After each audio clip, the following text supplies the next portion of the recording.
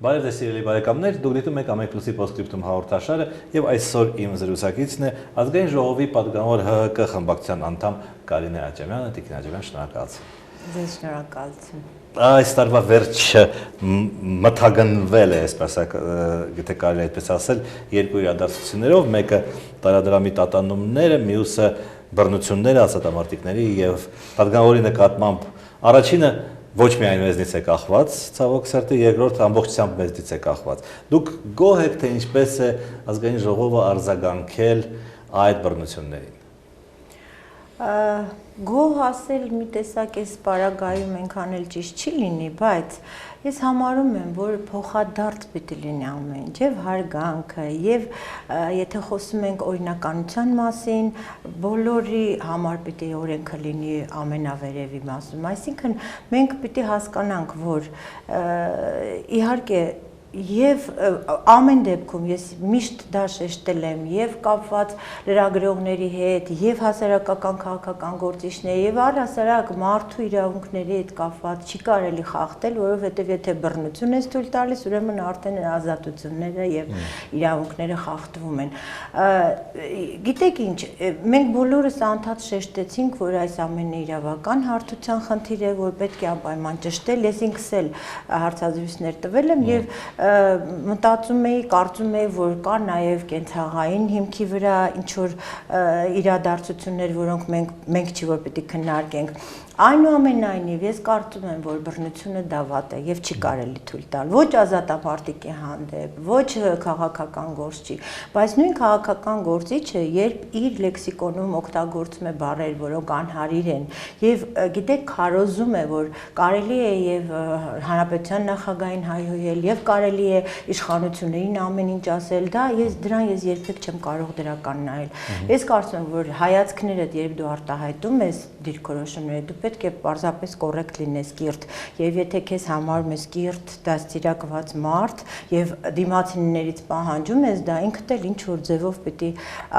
այդ օրինականության դաշտում գործես։ Բոլորովին չարդարացնելով այն մարդկանց, ովքեր ծեծ են իրականացնել, ես կարծում եմ, որ մենք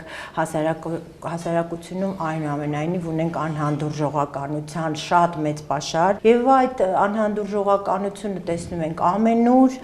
դա երևի թե կապված է նաեւ մեր մենտալիտետի հետ, չգիտեմ, բայց հուսով եմ, որ ամեն ինչ կպարզվի, որովհետեւ իրավապահ մարմինները զբաղվում են այդ հարցերով եւ կարծում եմ, որ մեղավորները կպատժվեն։ Այդ դուք ասում եք, քաղաքական գործիչները բառապաշար են օգտագործում, եթե հայհոյանքները ոչ ցենզուրային բառերը մի կողմ դնենք, հա, եթե եւ այս 25 տարում մենք դա լսել ենք, հա, իշխանությունների հասցեին ասվում է գող թալանչի, դա կարելի է օգտագործել, թե չի կարելի օգտագործել։ Չի կարելի, բայց եթե օգտագործվում է, այնպես չի, որ իշխանությունը դրա համար պատժում է որևէ մեկին, դա բոլոր երկրներում երևի թե կա այդպիսի բան, մարդը ազատ երկիր է, ինչ ուզում է ասում է, բայց ինքս համարում եմ, որ այդ ձևով չի կարելի պայքարել։ Պայքարը պետք է լինի կիրթ, ավելի գրագետ տարածքներում, այսինքն ես չեմ համարում, որ հայհոյել, վատաբանել, չարախոսել դրանք քաղաքական հարթությունում ես դա չեմ ընդունում համենայն դեպս։ Չարժեր արդյոք դատապարտման հայտարարության մեջ, որը փաստորեն ձեր կուսակցությունը եւ դաշնակցությունը ընդունեցին, հիշատակել փոխոստիկանապետ Լևոն Երանոսյանի անունը, որը նույնպես օգտագործում էր ոչ հարիր բառապաշար ականջները կտրելու կամ գլուխը ջարդելու սպառնալիքներով։ Վատ է արել, որ օգտագործել է եւ փոխոստիկանապետը դրա մասին ասաց, ամեն դեպքում պաշտոնյան իրավունք չունի ափերից դուրս գալ, այն էլ ոստիկանության պաշտոնյան, ավելի պետք է սառը դատել եւ ավելի կիրթ լինել։ Ես ելի եմ կրկնում, ես ինքս դա համարում եմ ոչ նորմալ, բայց գիտեք, մարդիկ տարբեր են, տարբեր տեմպերամենտով, տարբեր մտածելակերպով եւ դրա համար էլ մարդուն չի կարելի գամել պատին, որ նա այդ պահին չի կարողացել իրեն, բայց ինքը Իսկ Արամ Մանուկյանին կարելի է գամել պատին, որ նա հայհոյել է նախագահի։ Ոչ ոք չի գամել, ոչ միտեղ, բոլորովին։ Ես ելի եմ կրկնում, չեմ արդարացնում ծեծը բոլորովին, հենց առաջի օրվանից ասել եմ, որ պիտի պատժվեն մեղավորները, բայց ինքն էլ պիտի ինչ որ ձևով թույլ չտա, որ բանը հասնի դրան։ Ինչպես է գնահատում գեներալ Սերյան Սարոյանի ելույթը այդ քննարկման, եթե բարապաշարը մի կողմ թողնենք, հա, նրա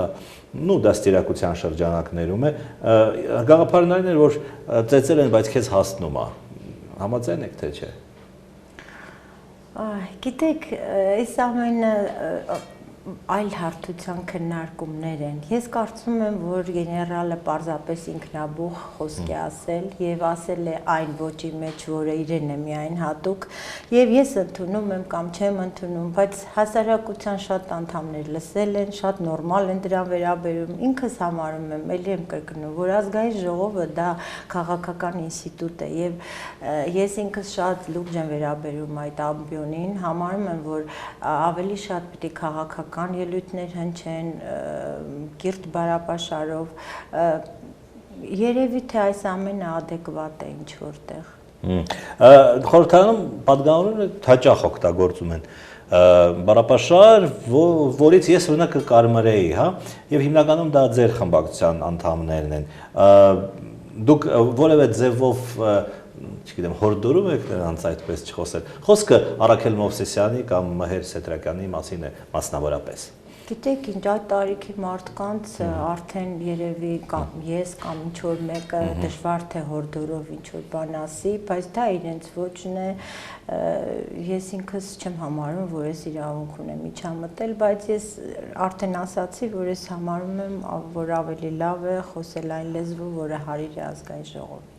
Դուք ունեք էթիկայի հանձնաժողով, այն գործում է թե չի գործում։ Այո, գործում է։ Բայց ինչ որ վերջերս ոչ մի գործ չի քննում։ Այդքան ամեն ինչ լավ է։ Գործ չի քննում, ուրեմն բողոքներ չկա։ Գիտեք, որ էթիկայի հանձնաժողովը գործում է, այսինքն գործեր քննում է, երբ բողոքներ են այո լինում, շատ կոնկրետ եւ ես ինչքանով հիշում եմ, մի քանի ամիս առաջ հանձնաժողովի նիստեր եղան եւ այդ բողոքների արդյունքները հրապարակվեցին, այո, վերջին ժամանակում ինչ որ չեմ հիշում, կամ բողոքներ չեն եղել, կամ դրանք դեռ քննարկման ընթացքում են։ Կամ էլ այլևս իմաստ չունեն բողոքելու, հա, իմաստ չեն տեսնում։ Գիտեք, ես էթիկայի հանձնաժողովի բոլոր որոշումներն էլ եմ բարոյական հարթության մեջ դիտում, որովհետեւ երբ հայտնվում է ինչ որ հարց քննարկման այդ տարածքում, պետք է դիտել դա միայն բարոյական հարթության մեջ։ Ես օրինակ կառաջարկեի, որ այդ հանձնաժողովը կին ղեկավար էր այնուամենայնիվ։ Հիմա կին է ղեկավարում Արփինեն Հովհաննիսյան, հանձնաժողովի նախագահ։ Այնուամենայնիվ դուք զգում եք ձեր ներկայությամբ, ես 6 տարեկանից գնում էի ֆուտբոլի, հա, այն ժամանակ հանրապետական մարզադաշտներ եւ ծնողներիս հետ եւ երբ ինչ որ մեկը իրեն թույլ էր տալիս ինչ որ արտահայտություն, դա գիտեք երկրպագուները, հա, միշտ սաստում են կողքդ կինա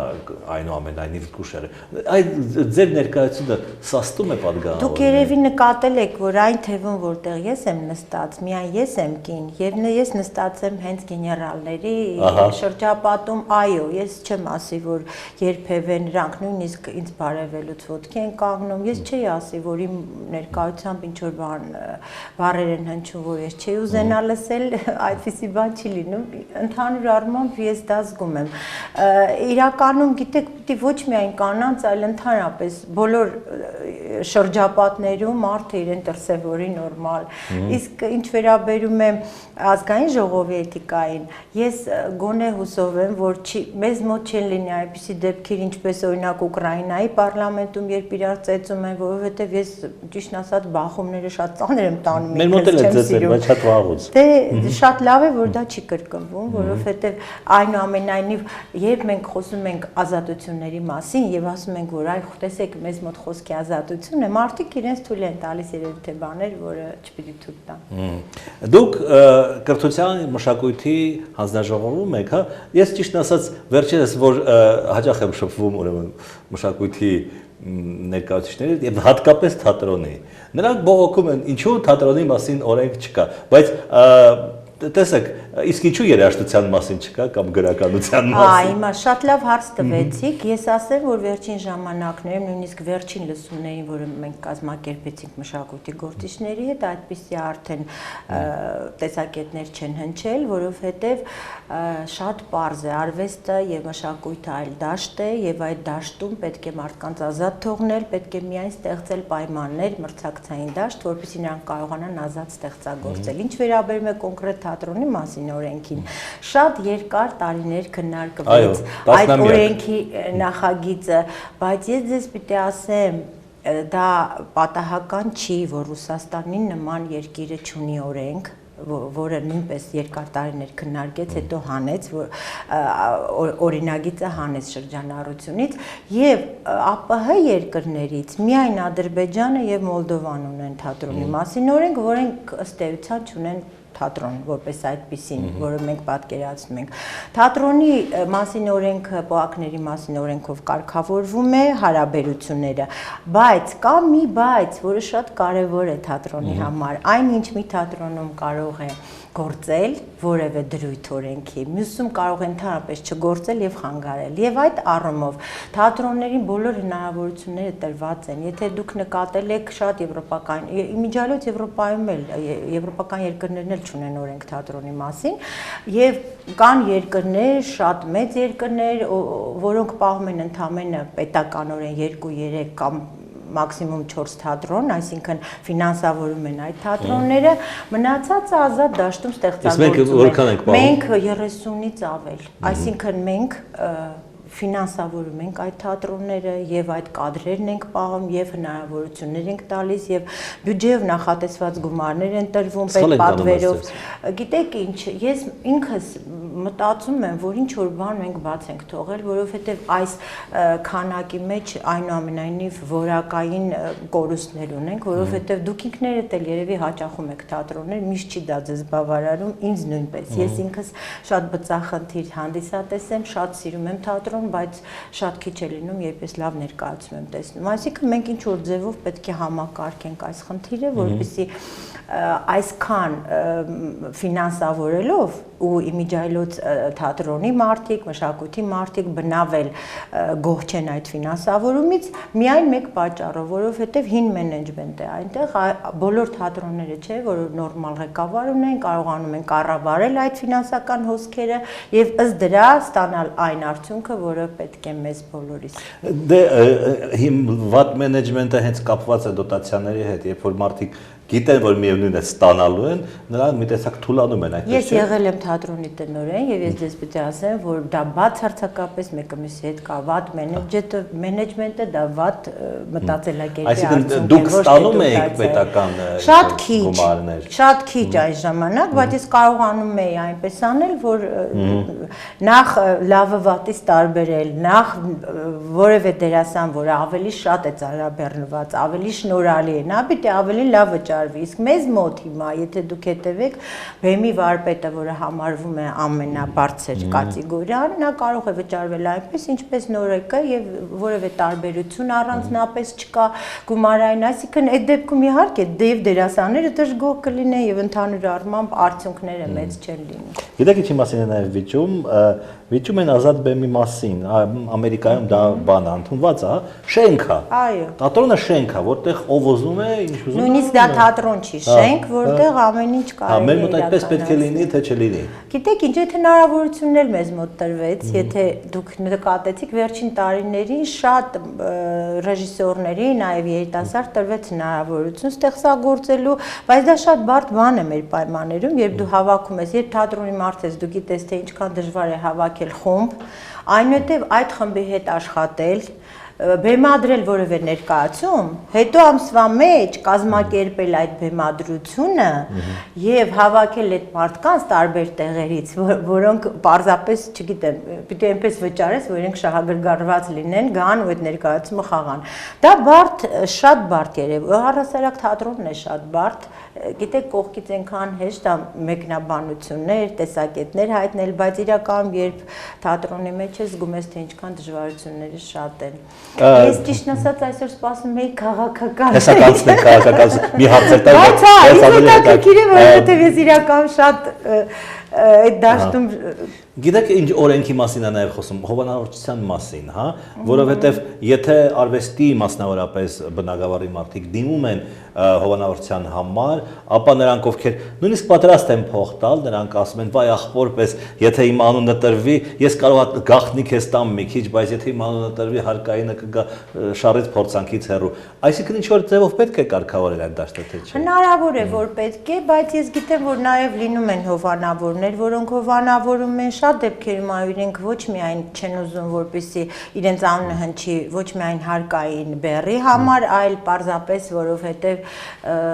դա տարածվում է եւ իրենցից ավելի շատ գումարներ են սկսում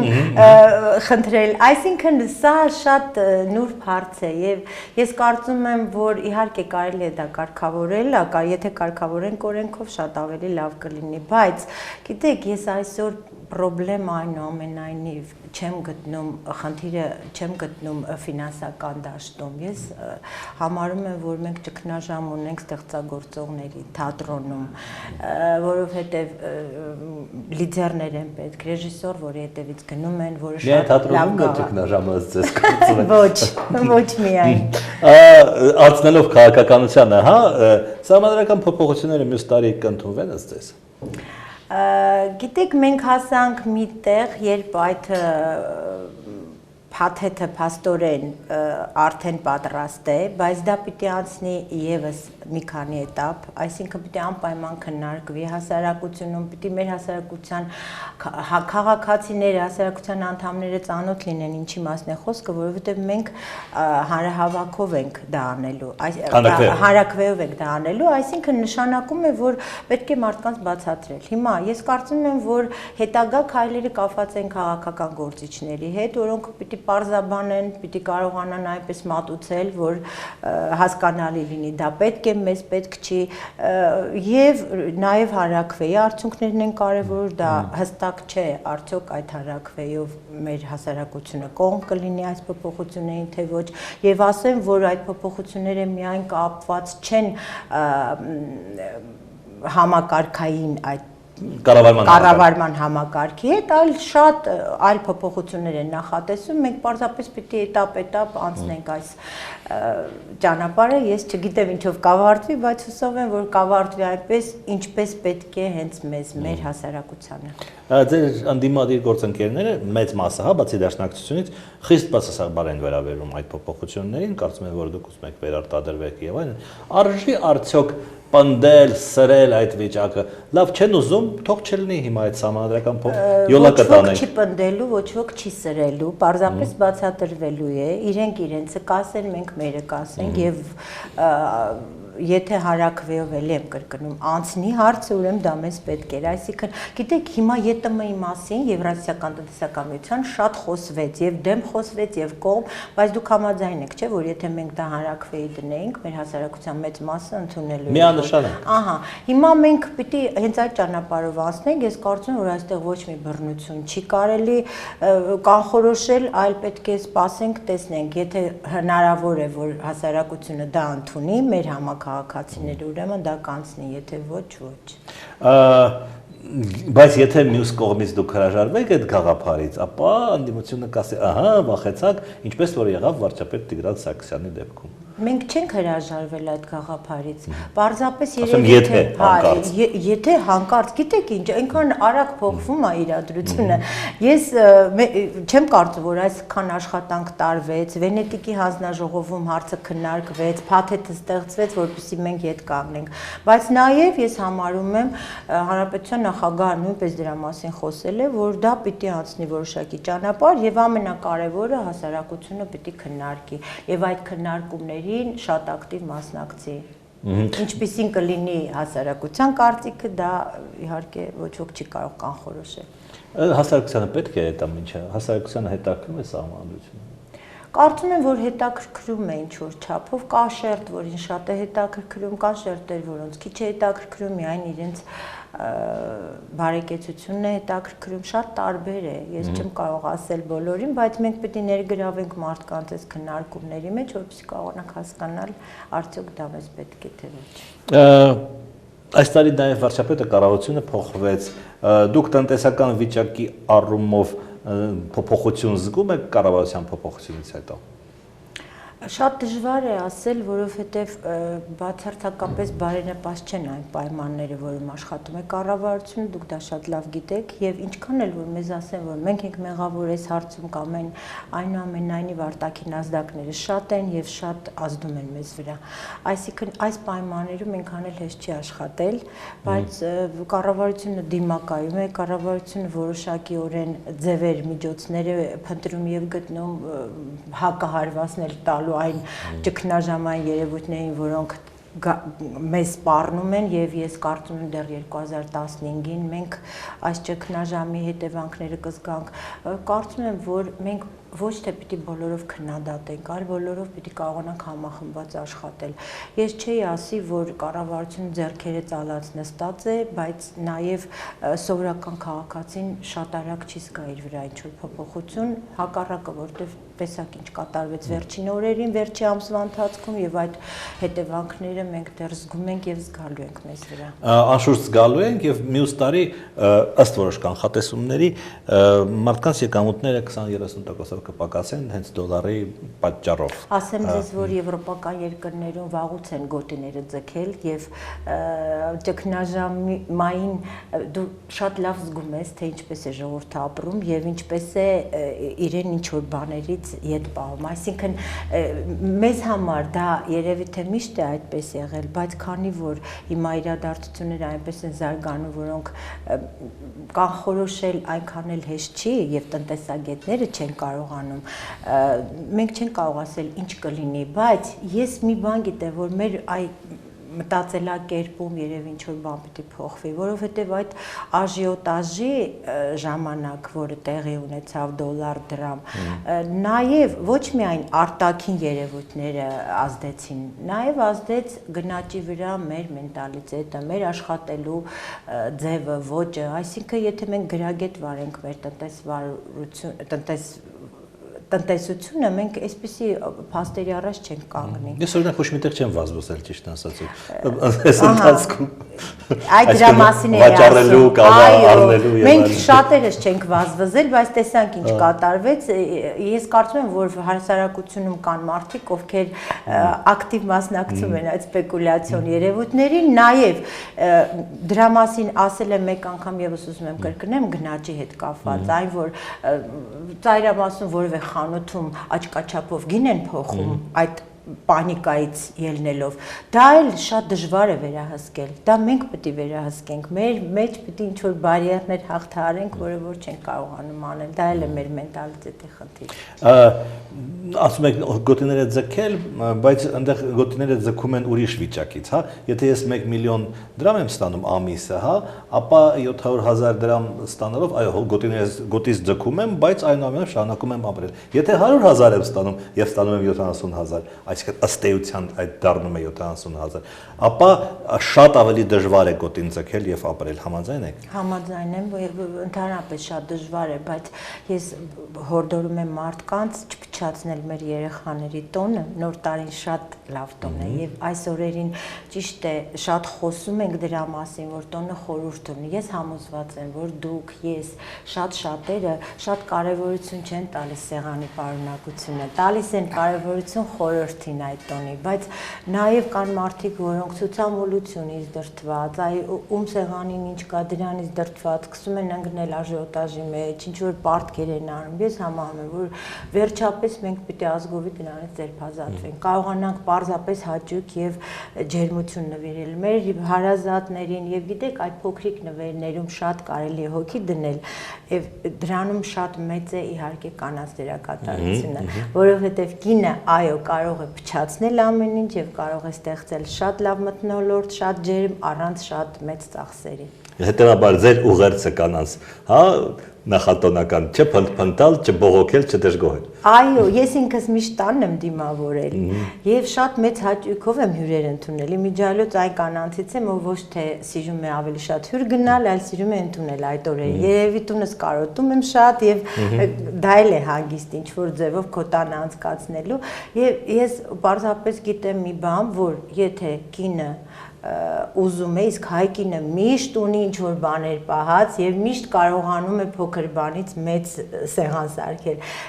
Ես կարծում եմ, որ դա մեծ ցանկության դեպքում դժվար չի անել։ Պետք է հետևել Սուրբ Ծննդի եւ